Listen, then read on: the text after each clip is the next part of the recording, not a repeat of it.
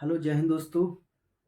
आशा करता हूँ आप सभी लोग सही होंगे। तो दोस्तों, आज की क्लास बहुत महत्वपूर्ण होने वाली है क्योंकि हमने सांख्यिकी का जो चैप्टर है वो पूरा कंप्लीट कर लिया है। अब दोस्तों, इसके जो बहुविकल्पीय प्रश्न हैं हम वो करेंगे, और ये जो बहुविकल्पीय प्रश्न है बहुत ही इम्पोर्टेंट है। तो दोस्तों, मैंने यहाँ पर कुछ विकल्प लिए हैं, तो हम इनको सॉल्व करेंगे। और दोस्तों, इन विकल्पों को करने से पहले आप सभी को जो पिछली की क्लासें हैं उनको अटेंड करना या फिर उनकी वीडियो देखना बहुत ही ज़रूरी है, ताकि हम इन प्रश्नों को अच्छी तरह से हल कर सकें। और दोस्तों, अब हम इसके ये जो विकल्प दिए हुए हैं उनको सॉल्व करेंगे। तो पहला विकल्प है कि 1 से 15 तक सम संख्याओं का समांतर माध्य क्या होगा। तो दोस्तों, हमें सबसे पहले क्या करना है, सम संख्याओं को ढूंढना है। कौन सी सम संख्या है, जो 1 से 15 तक हो। तो दोस्तों, 1 से 15 तक की जो सम संख्याएं होती हैं वो कौन सी होती हैं। तो दोस्तों, मैंने यहाँ पर 1 से 15 तक की सम संख्या ली है। और दोस्तों, सम संख्या कौन सी होती है, जो सम संख्या वे संख्याएं होती हैं जो 2 से पूर्णतः विभाजित हो जाएं। तो मैंने दोस्तों यहाँ पर 1 से 15 तक के बीच की जो सम संख्या है वो ले ली। अब दोस्तों, सम संख्याओं का समांतर माध्य निकालने के लिए क्या होता है, ये यथा प्राप्त आंकड़े हैं, और यथा प्राप्त आंकड़ों के लिए मैंने बताया था कि सूत्र होता है सभी संख्याओं का योग और बटे में पदों की संख्या। तो दोस्तों, हम इन सभी संख्याओं का क्या करेंगे, यहाँ पर योग कर देंगे और बटे में पदों की संख्या। और दोस्तों, पदों की संख्या कितनी होगी, 1 2 3 4 5 6 7। फिर दोस्तों हम क्या करेंगे, इन सभी को जोड़ेंगे। 4 में 2 जोड़ेंगे तो 6 6 6 12 12 और 8 20 20 10 30 30 में 12 जोड़ेंगे तो 42, और 42 में जब 14 जोड़ेंगे तो दोस्तों ये हो जाएंगे 56।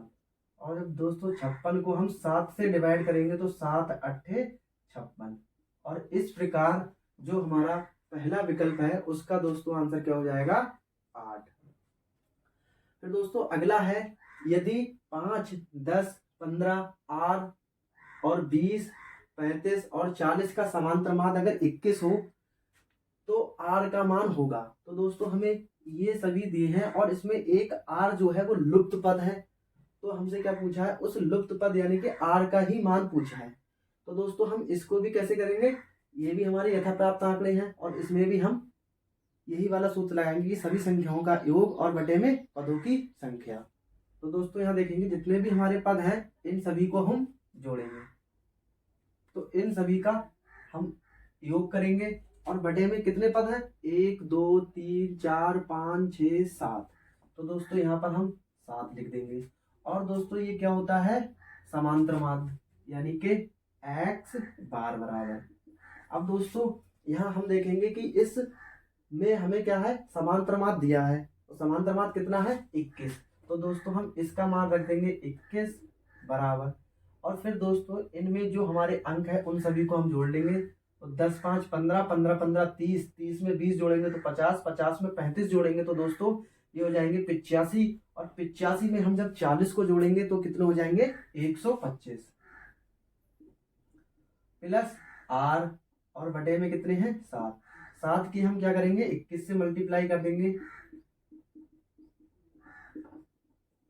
और इस प्रकार हम जब इसकी गुणा करेंगे तो 7 एकम 7 7 दूनी 14, और 125 इधर आएंगे ये माइनस के हो जाएंगे। और आर, इस प्रकार आर का हमारा मान आ जाएगा 7 में से 5 गए 2, 4 में से 2 जाएंगे तो 2। इस प्रकार दोस्तों हमारा आर का मान कितना आ गया, 22। तो दोस्तों इसमें बी नंबर जो विकल्प है वही सही होगा। अब दोस्तों हम इसमें देखेंगे कि निम्न बारंबारता सारणी का बहुलक होगा।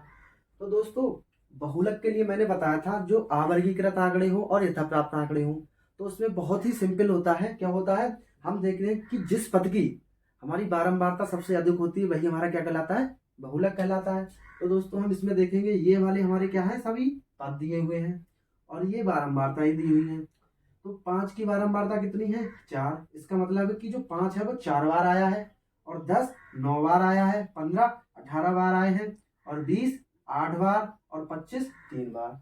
तो यहाँ पर हमने देखा जो बारंबारताओं में 18 जो है वो सबसे अधिक है, यानी कि इस टेबल में 18 फ्रीक्वेंसी सबसे अधिक है, तो इसके सामने का जो पद है वही हमारा क्या होगा दोस्तों, आंसर। इसका मतलब है कि हमारे इस सारणी में जो बहुलक होगा वो कितना होगा दोस्तों, 15। तो दोस्तों इसमें सी नंबर जो विकल्प है वो सही होगा। अब दोस्तों चौथा विकल्प है कि केंद्रीय प्रवृत्ति की माप है। तो दोस्तों जब मैंने चैप्टर स्टार्ट किया था तो उसमें बताया था सबसे पहले कि केंद्रीय प्रवृत्ति की मापें। तो केंद्रीय प्रवृत्ति की 3 ही मापें होती है। कौन कौन सी होती है, समांतर माध्य, माध्यिका और बहुलक। तो दोस्तों हमने यहाँ देखेंगे तो बारंबारता ये भी नहीं होगी, संचयी बारंबारता ये भी नहीं होगी, वर्ग अंतराल ये भी नहीं होगी। तो दोस्तों मैंने बताया था कि समांतर माध्य, बहुलक और माध्यिका ये तीनों क्या होती है, हमारी केंद्रीय प्रवृत्ति की मापें होती हैं। तो इसमें दोस्तों ये जो डी नंबर विकल्प है, जो डी नंबर विकल्प है वो सही होगा। अब दोस्तों यहाँ देखेंगे हम पांचवा विकल्प है कि निम्न में से कौन केंद्रीय प्रवृत्ति की माप नहीं है। तो दोस्तों माध्य ये भी होती है, माध्यिका भी होती है, बहुलक भी होती है। मानक विचलन नहीं होगा क्योंकि केंद्रीय प्रवृत्ति की मापें 3 ही होती है। कौन कौन सी, समांतर माध्य, माध्यिका और बहुलक। दोस्तों अगला आता है 6 नंबर पर, n प्रेक्षणों का माध्य हमें x बार दिया है। यदि प्रत्येक प्रेक्षण को हम a बड़ा दिया जाए तो नया माध्य होगा। तो दोस्तों जो प्रेक्षण होता है, प्रेक्षण को हम बोलते हैं आंकड़े। तो जो आंकड़े हैं हमसे क्या कह रहे हैं, अगर कुछ हमें आंकड़े दिए हुए हैं और उनका समांतर माध्य कितना है दोस्तों, x बार, और कुछ कितने यानी कि n आंकड़े दिए हुए हैं और उनका हमें समांतर माध्य x दिया है। फिर हम प्रत्येक आंकड़े में क्या कर रहे हैं, अगर ए को हम हर प्रत्येक पद में क्या करें, ए को जोड़ दें, तो अब तब हमसे क्या पूछा है, तब जो नए प्रेक्षण बन रहे हैं हमसे उनका क्या पूछा है, समांतर माध्य पूछा है। तो दोस्तों जब तुमसे समांतर माध्य में कि पूछ ले कि ए को हम जोड़ दें या कोई संख्या दे सकता है, अगर किसी संख्या को हम जोड़ें प्रत्येक पद में और या किसी संख्या को हम प्रत्येक में से घटाएं, तो या फिर गुणा करें या फिर भाग करें, तो दोस्तों क्या होता है, जो संख्या हम प्रत्येक आंकड़े में या प्रत्येक प्रेक्षण में हम जो जोड़ते हैं वही, या घटाते हैं या गुणा करते हैं, भाग करते हैं, तो जो काम उन आंकड़ों में होता है वही काम क्या होगा, हमारा जो समांतर माध्य है उसमें भी क्या होगा, उतना ही जुड़ जाएगा। तो दोस्तों यहाँ पर जो हमारा इसका समांतर माध्य दिया है वो दिया है x बार, और प्रत्येक पद में हम कितना जोड़ रहे हैं, a जोड़ रहे हैं। तो दोस्तों इसमें भी क्या होगा, a जोड़ दिया जाएगा, और इस प्रकार जो हमारा इसका समांतर माध्य होगा वो क्या आ जाएगा, a वाला जो विकल्प है वो सही होगा, x बार प्लस a। फिर दोस्तों अगला आता है, यदि किसी बारंबारता बंटन का माध्य 20.5 है तथा माध्यिका 20 है तो इसका बहुलक होगा। अब दोस्तों हमें माध्य दिया है और माध्यिका दी है और बहुलक पूछा है। तो दोस्तों मैंने इन तीनों में एक संबंध बताया था, बहुत ही इंपॉर्टेंट संबंध बताया था। क्या होता है कि जो बहुलक होता है वो होता है 3 माध्यिका -2 माध्य। तो दोस्तों यहाँ पर हमें निकालना क्या है, बहुलक का मान निकालना है। तो 3 और माध्यिका का मान कितना है 20 -2 और गुणा माध्य का मान कितना है 20.5। अब दोस्तों इसको हल करेंगे तो 20 दिया ये हो जाएंगे 60, और जब इनकी गुणा इनसे करेंगे तो 2 पंजे 10, एक पॉइंट लगाएंगे यहाँ पर, फिर एक हासिल बचा, 20 दूनी 40 और एक 41। और दोस्तों जब 60 में से 41 को घटाएंगे तब यहाँ पर ये बचेंगे 19, और इस प्रकार यहाँ पर इसका आंसर जो होगा वो दोस्तों क्या होगा 19। फिर दोस्तों 8वां विकल्प है कि 12 व्यक्तियों के भार का समांतर माध्य 45.6 किलोग्राम है, उनके भारों का योगफल होगा। अब दोस्तों हमें क्या दिया है, समांतर माध्य यानी कि x बार का मान दे रखा है और पदों की संख्या दे रखी है, यानी कि 12 व्यक्ति हैं और उनका हमें क्या पूछा है, भारों का योगफल पूछा है। तो हम यहाँ पर सूत्र लगाएंगे, क्या लगेगा समांतर माध्य का, x बार बराबर पदों का योग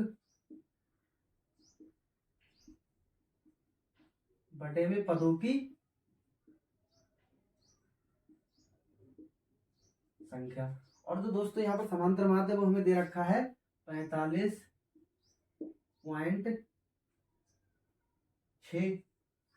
कितना दे रखा है 45.6। और जो पदों का योग है वो कितना है, यानी कि 12 व्यक्तियों के भारों का योग है। तो जो पद है, पद क्या है, 12 व्यक्तियों का भार, तो उनका हमें क्या निकालना है, योग। तो हम यहाँ लिखेंगे 12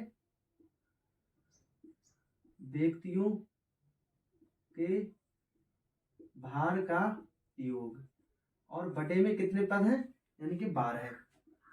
तो दोस्तों 12 की जब हम इनसे गुणा करेंगे तो 12 छंग 72 के 2 हासिल 7, 12 पंजे 60 और 7 67 के 7 हासिल 6, 12 चौक 48, 48 और 6 दोस्तों यहाँ हो जाएंगे 54। दोस्तों दशमलव कितने के बाद है, 1 के बाद।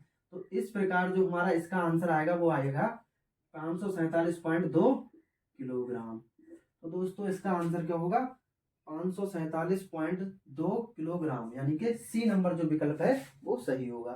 फिर दोस्तों हमसे पूछा है नंबर क्वेश्चन कि प्रथम 10 प्राकृतिक संख्याओं की माध्यिका होगी।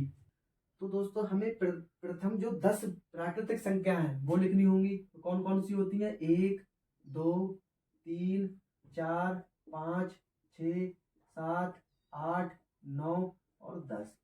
अब दोस्तों यहाँ हम देखेंगे जो, और ये आरोही क्रम में लिखी हुई है। फिर दोस्तों अगला काम क्या होता है, हम पदों को गिनते हैं। पद कितने हैं यहाँ पर हमारे, n का मान दिया है 10। अब दोस्तों 10 दिया है तो मैंने एक बहुत ही सरल तरीका बताया था कि जो जब पद हमारे सम हो तब क्या होता है, जो बीच के 2 पद होंगे हम उनको ढूंढेंगे पहले। तो इनके जो बीच के 2 पद हैं वो कौन से होंगे, इधर के 4 छोड़ देंगे और इधर के लास्ट के 4 छोड़ देंगे। शुरू के 4 छोड़ दो और लास्ट के 4 छोड़ दो। फिर दोस्तों जो बीच वाले बचते हैं उन दोनों को जोड़ना है और उसका हमें क्या करना है, आधा, यानी कि 2 से भाग करना है उन दोनों संख्याओं को जोड़कर। तो ये हो गए 11 और बटे 2, 2 से काटेंगे तो 2 पंजे 10 और 2 पंजे 10। इस प्रकार जो इसका आंसर होगा दोस्तों वो क्या आ जाएगा, 5.5। दोस्तों 10वां विकल्प है निम्न में से सही संबंध है। तो दोस्तों मैंने समांतर माध्य, बहुलक और माध्यिका इन तीनों में आपको संबंध बता दिया है। तो दोस्तों आपको कमेंट बॉक्स में इसका सही उत्तर बताना है। फिर 11वां विकल्प है बारंबारता बंटन का बहुलक वर्ग होगा।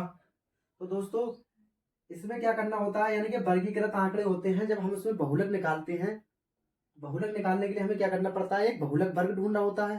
तो दोस्तों इसमें हमसे वही पूछा है, बहुलक वर्ग। तो दोस्तों बहुलक वर्ग कैसे ढूंढते हैं, मैंने बताया जिस बारंबारता वाले वर्ग अंतराल की फ्रीक्वेंसी सबसे ज्यादा होगी वही हमारा क्या होगा, बहुलक वर्ग वही कहलाता है। तो दोस्तों इसका वर्ग अंतराल यानी कि कौन सा होगा, बहुलक वर्ग का वर्ग अंतराल, तो वो होगा 3 से 5। क्यों, क्योंकि बारंबारता में जो 8 है वो सबसे अधिक फ्रीक्वेंसी है, इसलिए इसका आंसर कौन सा होगा, 3 से 5। फिर दोस्तों अगला आता है निम्न सारणी का माध्यक वर्ग होगा। तो दोस्तों इसके लिए हमें क्या करना होगा, एक अलग सारणी बनानी होती है। फिर हम उसमें क्या करते हैं, एक संचयी बारंबारता बनाते हैं। फिर उसके बाद संचयी बारंबारता बनाने के बाद में क्या करते हैं, सभी बारंबारताओं का योग करते हैं और उसका आधा करते हैं। फिर आधा करके हम देखते हैं कि कौन सी संचयी बारंबारता में ये फंसेगा। फिर उसके बाद हम क्या करते हैं, वही माध्यक वर्ग बना लेते हैं। तो दोस्तों पहले हम यहाँ पर एक टेबल बनाएंगे।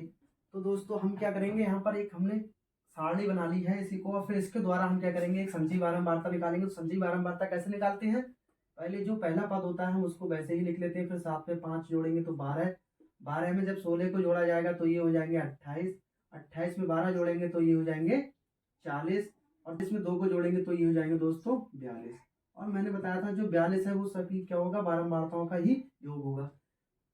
जोड़ के देख लेते हैं, 7 5 12, 12 में जब 16 को जोड़ा जाएगा तो ये हो जाएंगे 28, 28 में 12 जोड़ा जाएगा 40, 40 में 2 जोड़ेंगे तो ये हो जाएंगे 42। यानी कि ये दोस्तों हमारा क्या आ गया, n का मान आ गया। अब दोस्तों क्या करेंगे, हम इसका n/2 निकालते हैं।